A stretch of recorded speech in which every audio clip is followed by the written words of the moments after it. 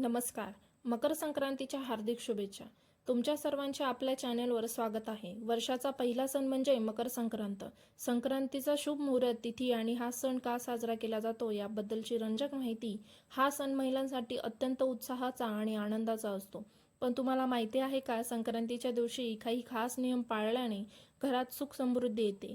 आजच्या व्हिडिओमध्ये आपण पाहणार आहोत की मकर संक्रांतीला महिलांनी आवर्जून कोणते नियम पाळावेत, संक्रांत कोणत्या वाहनावर येते, तिने कोणते वस्त्र परिधान केले आहे याकडे सर्वांचे लक्ष असते.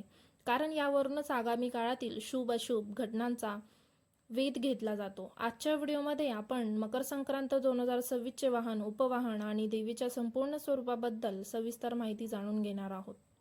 2026 मध्ये संक्रांत 14 जानेवारीला असून दुपारी 3:13 महापुण्य काळ सुरू होत आहे. संक्रांतीच्या दिवशी सूर्य मकर राशीत प्रवेश करतो, म्हणूनच याला मकर संक्रांत म्हणतात. या दिवसापासून उत्तरायण सुरू होते आणि दिवस मोठा होऊ लागतो. यावर्षी संक्रांतीचे वाहन वाघ आहे आणि उपवाहन घोडा आहे. वाघ हे शक्तीचे प्रतीक आहे तर घोडा हे गतीचे प्रतीक आहे. जेव्हा वाघ आणि घोडा हे वाहन उपवाहन म्हणून येतात तेव्हा समाजात मोठ्या उलथापालथी किंवा वेगाने होणारे बदल पाहायला मिळू शकतात. 2026 मध्ये संक्रांत देवी बसलेल्या अवस्थेत आहे. बसलेली अवस्था ही स्थिरतेचे लक्षण मानले जाते. तसेच देवीने पिवळ्या रंगाचे वस्त्र परिधान केले आहे. पिवळा रंग हा सौभाग्याचा आणि मांगल्याचा मानला जातो. परंतु पिवळ्या रंगाच्या वस्तूंमध्ये महागाई वाढण्याची शक्यता ही पंचांगानुसार वर्तवली जाते. देवीच्या हातात गदा हे शस्त्र आहे. गदा हे न्यायाचे आणि संरक्षणाचे प्रतीक आहे. तसेच देवीने कपाळावर केशराचा टिगळा लावला आहे, जे सात्विकता आणि चैतन्याचे दर्शन घडवते. यावर्षी देवीचा भक्षक हा पायास म्हणून खीर आहे.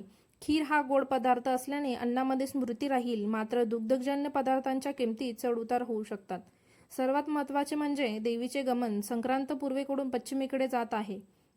ज्योतिषशास्त्रानुसार ज्या दिशेकडून देवी येते तेथे सुख समृद्धी वाढते आणि ज्या दिशेला जाते तेथे काही प्रमाणात संघर्ष पाहायला मिळू शकतो. आता पाहूया याचे फळ काय असेल. संक्रांतीने ज्या गोष्टी परिधान केल्या आहेत, उदाहरणार्थ पिवळे वस्त्र, केशर, खीर, त्या वस्तूंचे भाव आगामी काळात वाढण्याची शक्यता असते. तसेच वाहन वाघ असल्याने सत्ताधारी आणि प्रशासकीय क्षेत्रात मोठे निर्णय घेतले जातील. पिवळ्या रंगाच्या वस्तूंचे दान करा. हळद, डाळ, सोने किंवा पिवळे कपडे. शक्य असल्यास गरिबांना खीर किंवा अन्नाचे दान करा. संक्रांतीच्या दिवशी कोणाशीही वाद घालू नका.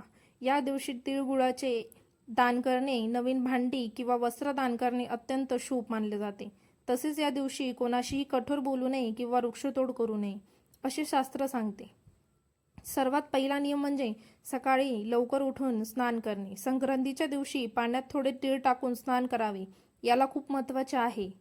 त्यानंतर सूर्याला अर्घ्य देऊन ओम सूर्याय नमः या मंत्राचा जप करावा. यामुळे सकारात्मक ऊर्जा मिळते.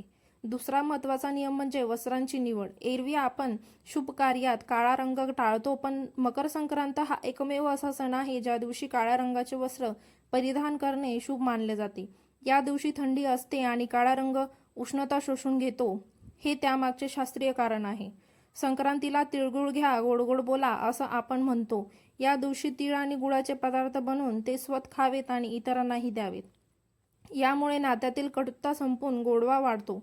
वाण देणे म्हणजे आपल्याकडे जे आहे ते दुसऱ्याला देणे. शास्त्रानुसार संक्रांतीला सुवासिनींनी 13 किंवा 14 वस्तूंनी वाण लुटले पाहिजे. यंदा वाण देताना प्लास्टिक टाळा. त्याऐवजी छोटी स्टीलची भांडी, सौभाग्याचं लेणं, काचेच्या बांगड्या, बिंदी, धान्य किंवा पर्यावरणपूर्वक वस्तू द्या. संक्रांतीच्या दिवशी सुगड मातीची लहान मटकी पूजली जातात. यात शेतात आलेले नवीन धान्य जसे की हरभरा, ऊस, बोरं, गाजर, गहू घातले जातात.